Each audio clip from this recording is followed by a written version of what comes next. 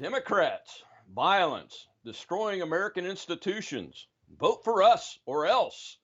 The death of a Supreme Court justice has triggered more threats and actions by the far left in the United States. The presidential election and congressional contest just got even more heated than they already were. The COVID 19 response is also a key issue in the elections as the economy and the virus data show marked improvements. So strap in because we've got a special guest this week to discuss these issues and the rest of 2020 on the Rob Maness Show. Hey, friends, you need to check out Mammoth Nation, America's conservative discount club.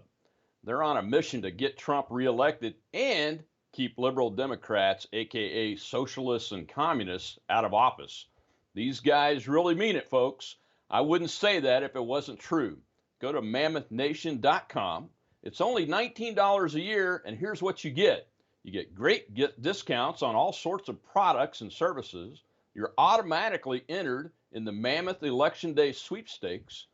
There's some great prizes, including a 65-inch Samsung TV.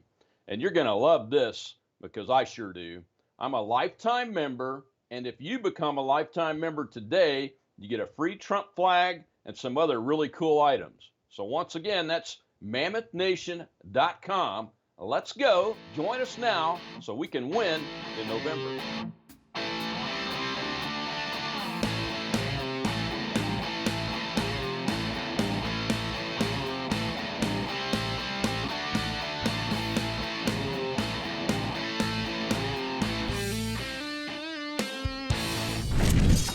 Friends, 2020 has become the year that everybody just wants to go away or disappear into history as quickly as possible.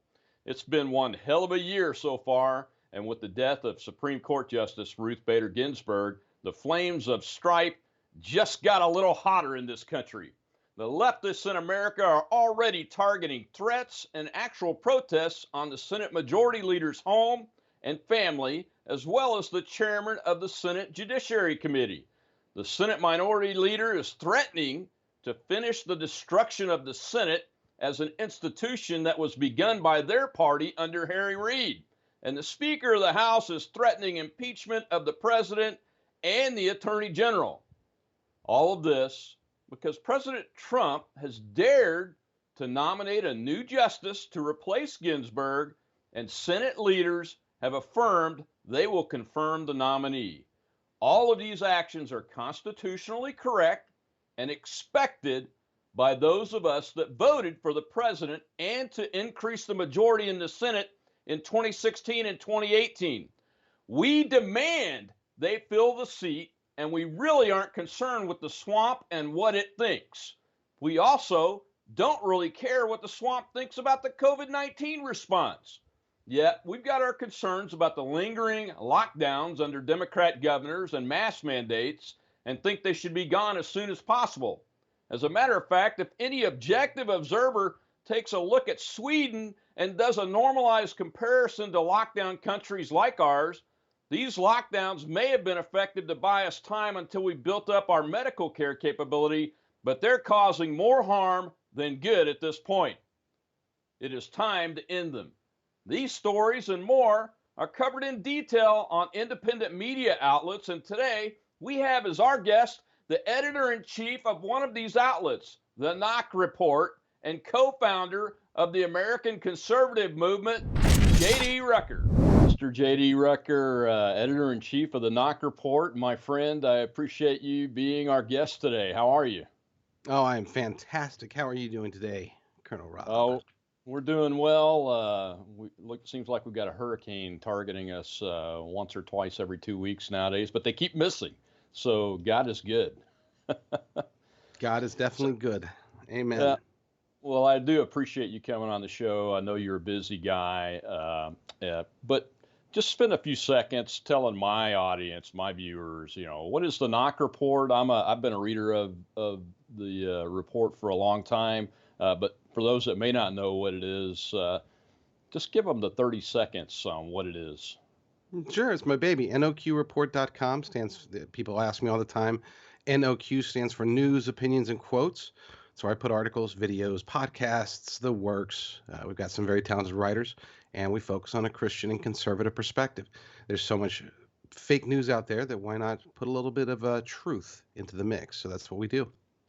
Absolutely, and it's I believe that the Knock Report is one of the independent media sources that I know I have gone to for quite some time, and I appreciate you doing it, especially from the Christian and conservative perspective. And that really gets to my first question that I want to get your take on and your thoughts on, and that is uh, Ruth Bader Ginsburg passed away last week.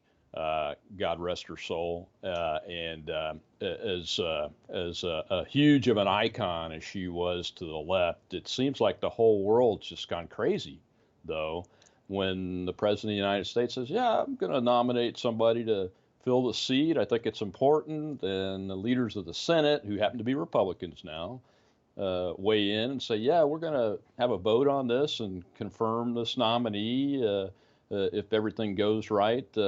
And then the entire explosion happened. And I mean, we've got threats of we're going to destroy the institution of the Senate. We're going to impeach the president and the attorney general from the House. People think the House of Representatives, because it's controlled by Democrats, should have a say. The activists, not just activists, but the violent people on the streets that have been protesting for some time, have already been to Leader McConnell's home and to Lindsey Graham's home and making threats that should be taken seriously, by the way, considering our recent history. Why is it just going crazy? Well, number one, because as you mentioned, Ruth Bader Ginsburg is an icon on the left. Her death, the initial response was, "Oh my gosh, I can't believe she died." I saw one person do a video about why couldn't she wait just 2 more months, and all this other stuff. Mm-hmm. They understand that this is finally going to shift things in an originalist slash, some people like to say conservative direction. They've said now from the left's perspective, because there's John Roberts on the bench. They've said that there's been a 5-4 split the whole time. This is going to make it 6-3. Except when you look at what John Roberts has actually done in recent history, really since the Obama administration, he is not an originalist. He is not a constitutionalist. He is very much a partisan, and if anything, he's left leaning.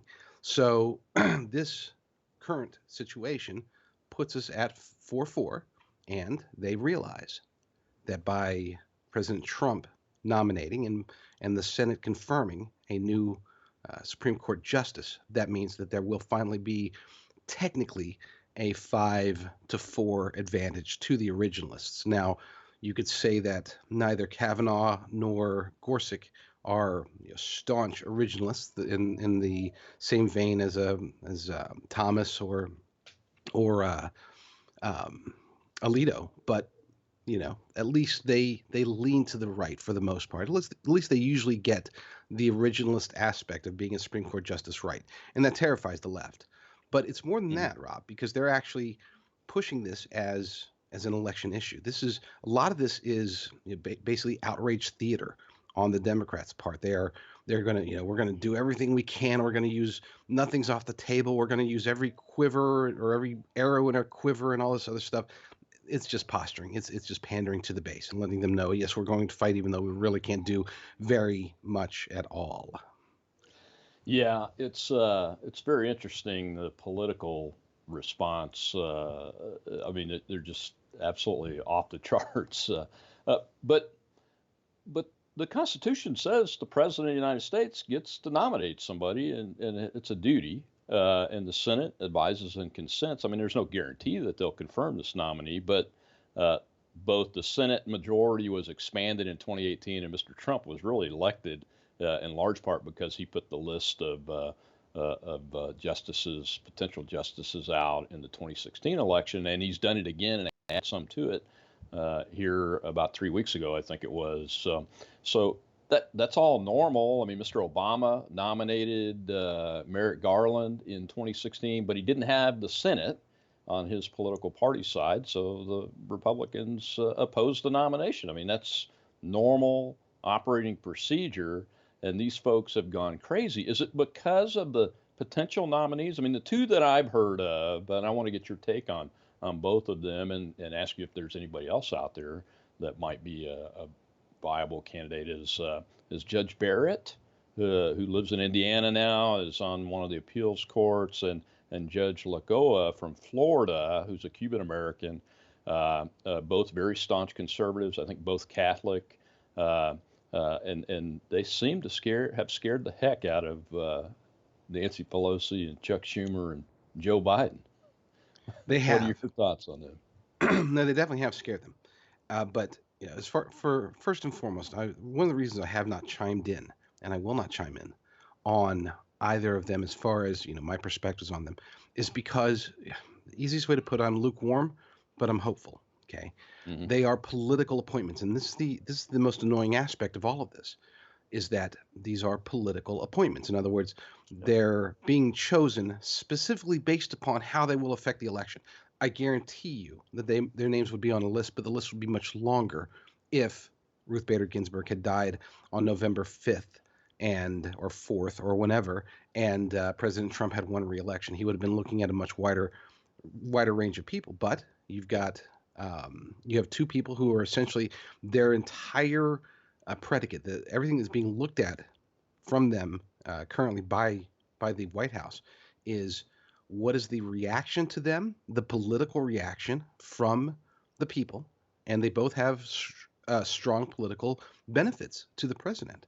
So they're just trying to figure out, number one, which one has the best reaction, and number two, which one does not have skeletons in their closet, that a la Yeah. Brett Kavanaugh's supposed skeletons. So that's unfortunate, Yeah. that it has to be a political pick, but this is what it is, and this is 2020, and we have to support it. If we're going to be conservatives, if we're going to be pro-life, then we take what we have and we push it forward. And both of these picks, by the way, when I say that I'm lukewarm, it's not necessarily based upon anything other than not anything about them specifically or individually, but more along the lines of it's unfortunate that it has to come down to two people who have been chosen based upon whether or not they can help the president electorally. That's unfortunate. Otherwise, I think they're both good. And I watched a video today of Barrett, and Hmm. my gosh, 7 kids, 2 adopted, one special needs. Yeah. She's almost a poster child, and then of course, Lagoa is Cuban American, so in Florida, a swing state. So there's lots of benefits to each. The White House will weigh both. Yeah, that's a good point, JD. I'm glad you brought it up about it's a political appointment. So, these folks, as bright and as good as they are, there would be a whole lot longer list had it been after the election and the president had won. Barrett at least seems to be a pretty known quantity. I think Lagoa is too, for folks that know her. Uh, Now Barrett's I have to say, she's from Southeast Louisiana, where I live, and I have close friends that know her well, went to high school with her, or were in high school events with her, and everything, and speak very highly of her. But I'm like you, it is a political appointment. Uh, the president's got to make the choice that's going to help him in the election. Uh, all the public, not all the public polling, but a lot of the public polling being pushed by the establishment propaganda media. You can read that as leftist. Has the president at best, too close to call, and most of the time behind Joe Biden. As unbelievable as that sounds from a candidate living in his basement and barely able to put two sentences together, at least demonstrably so, anyway. But so yeah, I'm with you on that. It's just I'm excited about it because the president was elected to do this, and it looks like we have the opportunity to do it. So, what do you think politically? Do you think it's better for him, for the Senate to get the confirmation done before the election or after? No, before for sure. So this is and well, okay. So you asked politically. Politically, no, it's bad for Mitch McConnell, and not necessarily for Cory Gardner or and Hmm. he's the only one who's truly at risk. You could say Tom Tillis as well, truly at risk for voting in favor. Though it will be used against them. I don't think anybody else is at risk. Susan Collins, she's at risk whether she's in favor of or against, and she's already come out against. So it's not going to affect Yeah. her. As far as for the president. politically speaking, it doesn't matter. As long as he makes the nomination, it won't help or hurt him if the nomination is pushed forward. I'm sorry, if the confirmation is pushed forward before or after the election. The challenge, though, is with how do we deal with the repercussions of the election, especially one that is likely to be close, especially one that is certainly going to be contentious with dozens of lawsuits filed. And that's just at the federal level. We're not even talking about the local lawsuits that will be filed. You need a Supreme Court that has 5 versus 4 or 6 versus 3, however you want to put it. You need an odd number of justices, period. If we go into this election and there are 8 justices who are supposed to be taking this on, then it's essentially literally everything, every single thing that happens going forward will be determined by John Roberts alone. He will literally hold the keys to the entirety of our future, politically speaking, in Washington, D.C., and I'm not comfortable with that. So that's why I won't speak ill of any of the. I don't care who he puts forward. Okay, he could put forward. Honestly, he could put forward Barack Obama, and as long as we can get to 9, I would be okay with it. Now, obviously, I would complain about why would you nominate Barack Obama? That's silly. But if he did it, I would be okay with it as long as somebody gets nominated. Politically, it doesn't hurt to have that person confirmed before or after. But as far as what's going to happen to the nation after the election, we have to have 9 Supreme Court justices, period. Just to make it decisive. We don't need to be in limbo. I think you're absolutely right on that. I don't know if I'd go so far as to say Barack Obama I'd be okay with. Just scratch that. But somebody did pitch the idea to be of a pro-life Democrat, which I know one here in Louisiana, the governor of Louisiana, John Bel Edwards, who's also a West Point graduate, ex-military guy. Somebody like me could probably live with that as long as they were pro-life, because that's the issue from the Supreme Court's perspective that folks that I know, that especially the deeply religious folks, are very, very focused on, and what would energize them to get out and vote.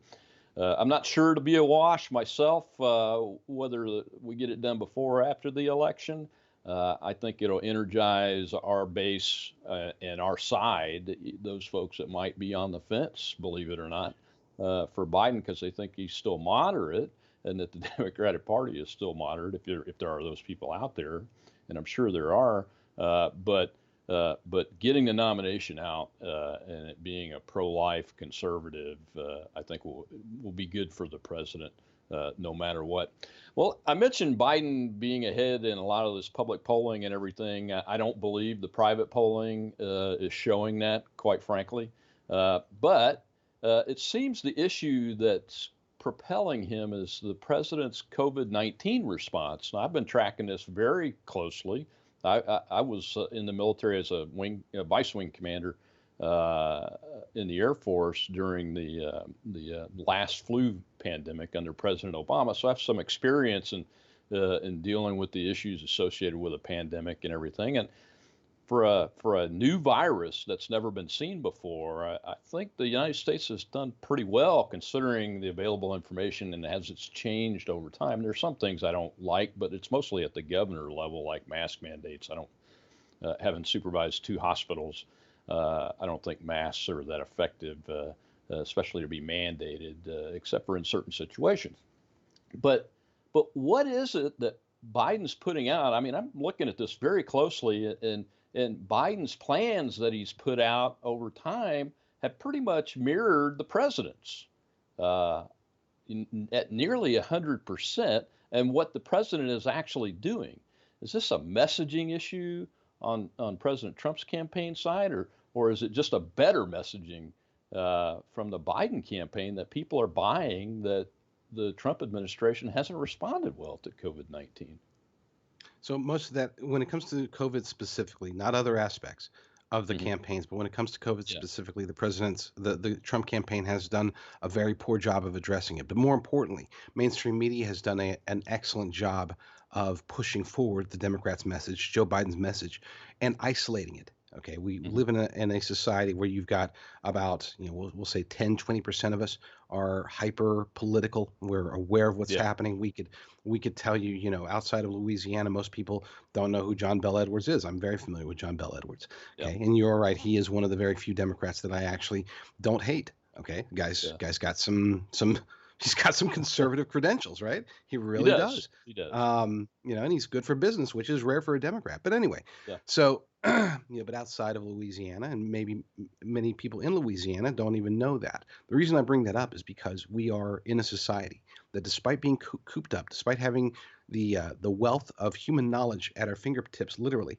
on our phones and on the internet, despite all of this information that we have available to us, the vast majority of Americans are still living off of sound bites. They get their information, if they do get any information at all, if they take the time to look at it, that information is coming through mainstream media, and that information is coming through social media. And both of those have a tendency, a leaning towards making Joe Biden look like the guy who can fix things. If you were to ask people, who do you think will fix, the coronavirus situation better? Will it be President Trump or Joe Biden? I would say a majority of people would say Joe Biden. Then you ask the exact same people who said that they think it would be Joe Biden, what are Joe Biden's plans? And 9 out of 10 of them would have no idea.